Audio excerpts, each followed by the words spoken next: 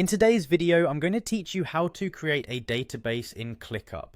First, let's make sure we're on the same page. Clickup is a versatile and popular project management tool known for its flexibility and robust features. If you're looking to get organized and streamline your workflows, creating a database in Clickup is an excellent step.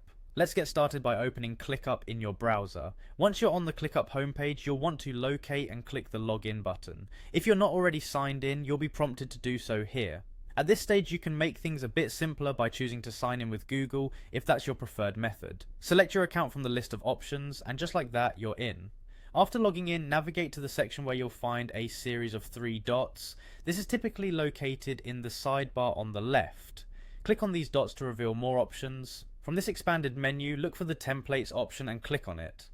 Templates are a great feature that ClickUp offers, allowing you to quickly implement pre-designed setups across various projects.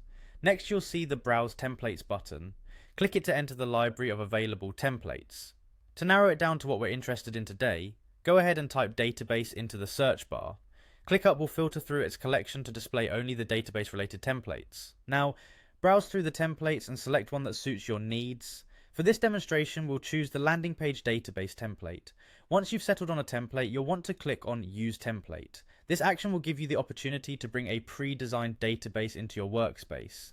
At this point, you can rename the template to something that makes sense for your specific project or team, perhaps something more descriptive. After renaming it, confirm your selection by clicking Use Template again. This step implements the template into your ClickUp environment and prepares it for customization. You'll now see the database template you created within your space. Finally, click on the database template to open it up.